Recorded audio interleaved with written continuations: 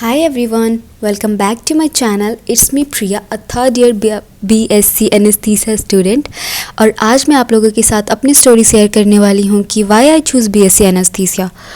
तो चलो start with first, ठीक है, मतलब बिगनिंग से स्टार्ट करते हैं. तो पहली बात, जब 2022 में मैंने अपना 12th पास आउट किया था और लाइक एवरी 90% ऑफ बायो के स्टूडेंट्स का यही होता है कि उन्हें MBBS करना होता है और सेम मैं भी. तो मैं गर्मी कितनी है, पंखा बंद रखा है यार, AC नहीं है हमारे रूम में. तो क्या हुआ कि सबकी तरह मुझे भी MBBS ही करना था. तो फिर मैंने नीट के लिए 1 साल का ड्रॉप लिया और 2023 में मैंने नीट की एग्ज़ाम दी बट नहीं कर पाई मैं क्रैक. तो फिर मुझे था कि मुझे एक और ड्रॉप लेना है. मैं चाहती थी कि मैं एक और ड्रॉप लूँ बट मेरे घर वाले बिल्कुल ख़िलाफ़ थे कि नहीं, तुम्हें ड्रॉप नहीं लेना, कोई ड्रॉप नहीं, अब तुम कॉलेज चूज़ करो, कोई कोर्स कर लो.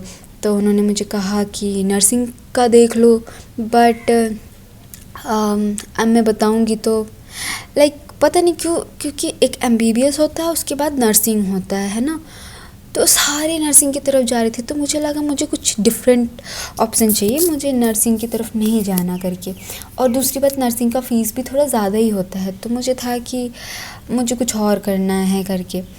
तो अब पैरामेडिक के बारे में पता चला तो उसमें मैंने RMIT रेडियोलॉजी को चूज़ किया था अपना कोर्स के लिए. इस कॉलेज में आई थी जब मैं, तो ये मैं स्कॉलरशिप स्कीम होता है उसके थ्रू यहाँ आई थी. तो मैंने RMIT चूज़ किया था इस कॉलेज में आते वक्त. फिर जब मैं चूज़ करके आएगी तो मेरे घर वाले हैं, उन्होंने बोला कि नहीं RMIT तो नहीं करना है क्योंकि लड़कियों के लिए अच्छा नहीं होता, रेडियोलॉजी UV एक्सपोजर होता है, पता नहीं क्या क्या, कैंसर होने का डर होता है, प्रेगनेंसी ये वो. तो वो थोड़ा कंसर्न थे मेरे को लेके कि नहीं ये कोर्स नहीं करना करके. तो फिर मैंने कहा अब मैं क्या करूँ, है ना. मैं इस कॉलेज में आ चुकी थी. फिर एक दीदी थी, मैं भी नेपाल से हूँ, बीरगंज से, और एक दीदी थी यहाँ पे, वो भी नेपाल से थी और जनकपुर से थी वो, और उन्होंने BSc एनेस्थीसिया परस्यू किया हुआ था. तो मेरा दिमाग काम नहीं कर रहा था कि मैं क्या करूँ, क्योंकि एक तो मुझे ड्रॉप लेना था, मेरा ये पैरामेडिक करने का कोई इरादा नहीं था, मुझे एक और ड्रॉप चाहिए था. बट फिर मैं यहाँ आ गई, फिर सब कुछ ऐसा हो रहा था, मेरा तो दिमाग काम करना बंद कर चुका था. तो वो दीदी से मैंने पूछा आप क्या कर रहे हो, तो उन्होंने मुझे बताया कि वो BSc एनेस्थीसिया कर रही है. तो बस मैंने सुना, और घर वाले तो मेरे कह रहे थे कि नहीं RMIT को चेंज कर दो.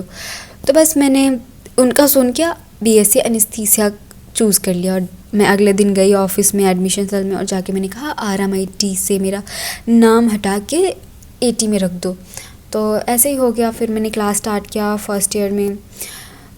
तो क्या ही पता था मुझे, सब पढ़ती गई. लेकिन अगर आप मुझसे पूछो कि do I regret this decision, no, बिल्कुल भी नहीं. मुझे लगता है कि मैंने BSc एनेस्थीसिया चूज़ करके अच्छा किया, क्योंकि अच्छा कोर्स है ये. अगर आपको करना है तो आप भी बिल्कुल कर सकते हो ये कोर्स को. क्योंकि इसमें क्या करना होता है मैं आपको बताती हूँ कि इसमें जो होता है ना, हमें OT में एनेस्थीसियोलॉजिस्ट जो होती है उनको असिस्ट करना होता है. अगर आपको सर्जरी में इंटरेस्ट है तो आप OT टेक्नीशियन का काम कर सकते हैं ना.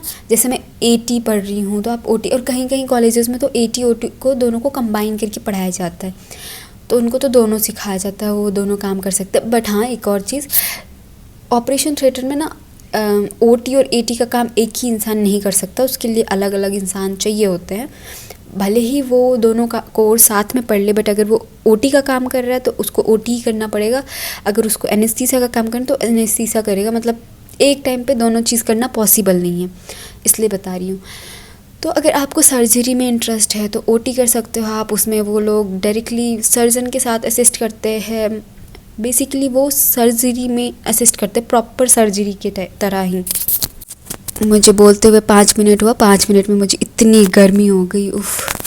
पंखा कूलर सब बंद करके मैं ये वीडियो बना रही हूँ ना, इसलिए.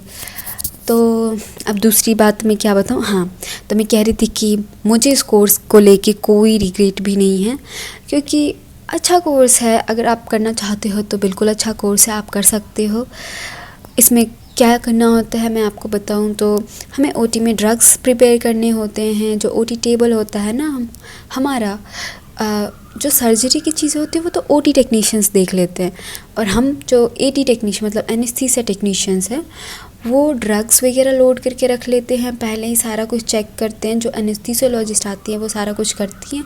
हम ड्रग्स वगैरह जब पेशेंट आता है उसका जो आईवी लाइन होता है ये सारी चीज़ें हम चेक करके प्रिपेयर करके रखते हैं, ताकि एनेस्थीसियोलॉजिस्ट जब आए तो उनको हम फटाफट से सब कुछ हैंड ओवर कर पाए और सब कुछ बता पाए कि हाँ क्या क्या चीज़ें हैं इसमें, क्या करना है। मतलब वो जो जो ड्रग्स मैंने मांगे हम फटाफट से वो चीज़ें कर पाए।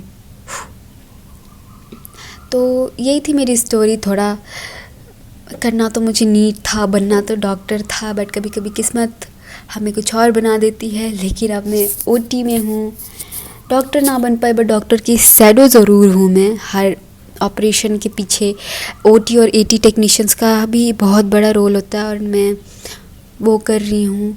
सो मैं थैंकफुल हूँ। और बस इतना ही। अच्छा भी है अगर आपको चाहिए, आपको कुछ करना है मेडिकल फील्ड में और आप कंफ्यूज हो तो BSc anaesthesia is a good option for you if you want to work in OT. अगर आपको खून सर्जरी देख के डर नहीं लगता तो बिल्कुल you can choose this course. तो बस यही थी मेरी स्टोरी कि ये जो कोर्स है शायद मैंने चूज़ नहीं किया, इस कोर्स ने मुझे चूज़ किया है। क्योंकि मैं यहाँ RMIT के लिए आई थी बट कहाँ से मैं घूम के AT को ज्वाइन कर लिया। और अभी मुझे कोई रिग्रेट भी नहीं है इस बात का। I am happy with my course और अच्छा कोर्स है और क्या बताऊँ। So this was just my small story. If you like, thank you for watching till now. और लाइक करो, सब्सक्राइब करो मेरे चैनल को और अच्छे अच्छे कमेंट करो। और अगर आपको कुछ जानना है इस कोर्स के रिलेटेड या और मुझे कोई आइडिया दे सकते हो तो प्लीज़ मुझे कमेंट में बता दो। और मैं इतनी वो क्या बोलते हैं इतनी ज़्यादा वीडियोस नहीं लाती क्योंकि मैं पता नहीं आलसी हूँ शायद। और बस मैं ट्राई करूँगी अच्छी अच्छी वीडियोस बनाने का, अच्छे अच्छे वीडियोस लाने का। बट आप लाइक कमेंट शेयर करो और मुझे बताओ कि आपको मेरी वीडियो कैसी लगती है। और thank you so much for supporting me and watching my video. Thank you.